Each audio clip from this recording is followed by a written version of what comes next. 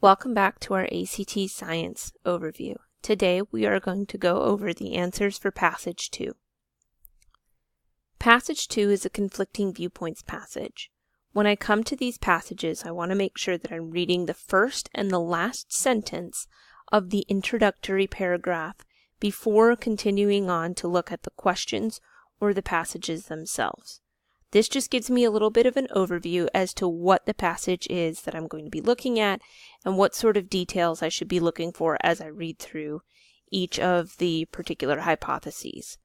So I see in my first and my last sentence that we're going to be talking about heart disease, and we're looking at the causes of heart disease.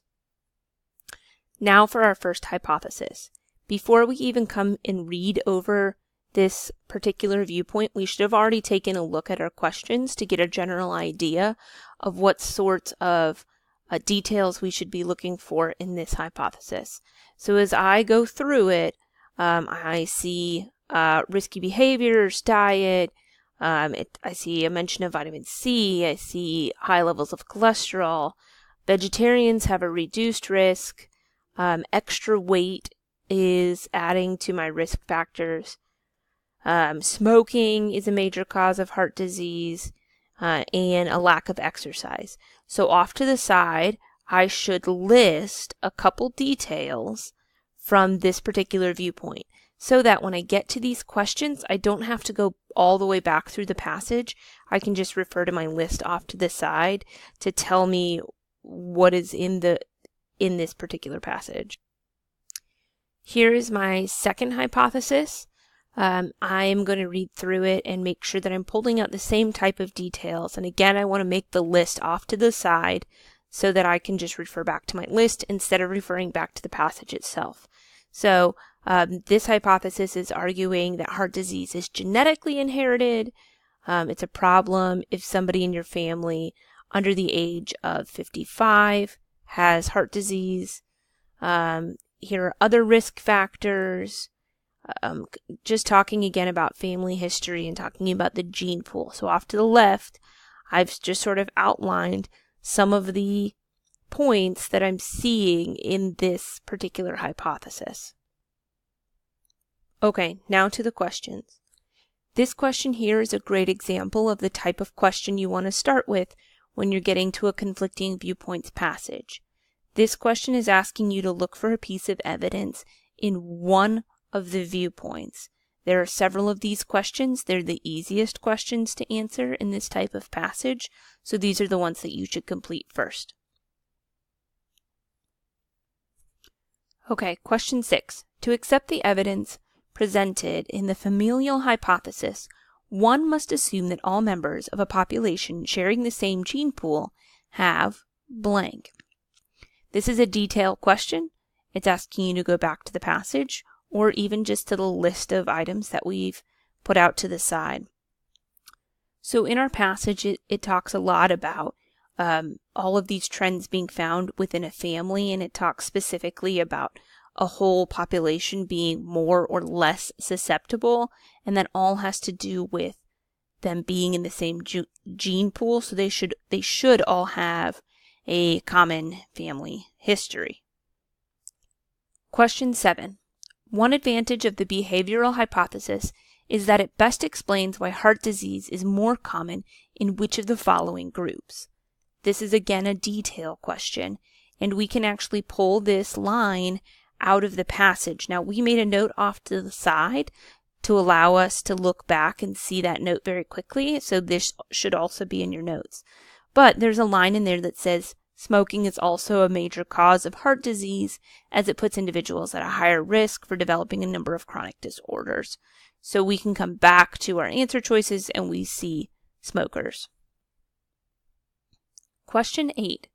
According to the familial hypothesis, individuals whose parents or siblings had a heart or circulatory problem before the age of 55 are blank.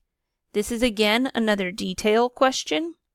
And if we go back to our familial hypothesis, we can find a line in there that talks about people who have had heart disease before the age of 55 are at a higher risk for heart disease.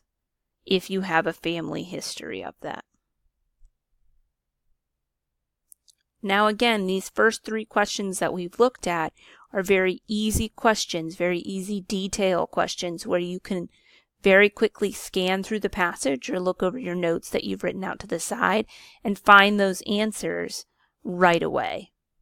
Those are the questions that you want to answer first when you come to your conflicting viewpoints passage.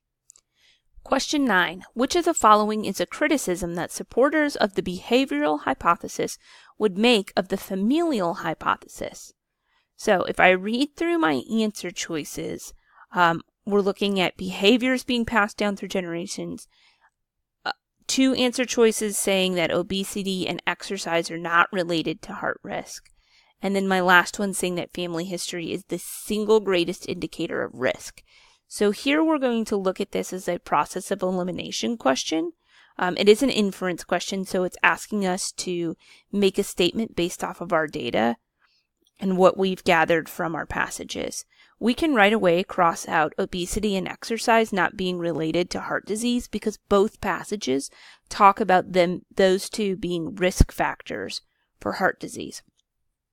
And we can also cross out answer choice D, because if we were to say that family history is the single greatest indicator of risk, that would not be a criticism of the familial hypothesis. That would be a statement that is in favor. And so if we're looking for a criticism, it would be answer choice A. Question 10. How would supporters of the behavioral hypothesis explain the studies cited in the familial hypothesis regarding isolated populations? So, this is again an inference question. If I pull up the familial hypothesis, we're just going to work through all of our answer choices here. So, answer choice F, a common gene pool does not indicate familial ties. Well, if we go back down to our passage, it's talking about our gene pool, it being family history. This is reiterated all through the passage. So it's no, it's not that. G, all members of an isolated population are at a high level of risk for heart disease. We see that within a given population, they could have a significantly higher risk as well as a significantly lower risk. So we also need to get rid of that answer choice. And then answer choice H, members within isolated populations rarely behave in a similar manner. We actually know, and it's discussed here, that within an isolated population, that it is very much true that they do act in a similar manner. And so you should see some repetitiveness within a family group or within a gene pool. So we can get rid of answer choice H, and that gets us answer choice J, that they often behave in a similar manner. Question 11. Assume that increased cholesterol levels result in increased risk for coronary heart disease. How would supporters of the familial hypothesis explain the studies cited in the behavioral hypothesis? This is an inference question. So if I bring back my familial hypothesis, and we just kind of work through each of these answer choices. If I look here, it's talking about my risk factors being something that's passed down through each of the generations. So this is a great example of the type of question that gives you good choices and better choices. If I look at all 4 of my answer choices here, family history is a major factor in developing hypertension, a common gene pool determines heart disease risk, behaviors and dietary norms are passed down from family members, and family history is a major factor in determining cholesterol levels. All 4 of those are supported by the familial hypothesis, but the only answer choice that answers the question about cholesterol is answer choice D. Family history is a major factor in determining cholesterol levels. Again, a great example of good answers and then the best answer. Question 12. The behavior hypothesis and the familial hypothesis are similar in that they both do what? This is a great compare and contrast question. It's asking you to compare these 2 hypotheses and to find out what do you see in both. We should have already had this written down off to the side of our passages from when we took some notes earlier. So here's a little snippet from the first passage. It's referencing smoking, obesity, and hypertension. And then here's a similar passage coming from our second hypothesis, again referencing hypertension and obesity. So if I look at my answer choices, they are similar because they both cite hypertension, cholesterol, and obesity as major risk indicators. Take a few minutes now to look over your answer choices and try and figure out why you got some of your answer choices incorrect. Also notice if you're picking up any patterns in the types of questions that you're seeing. That's all for this passage.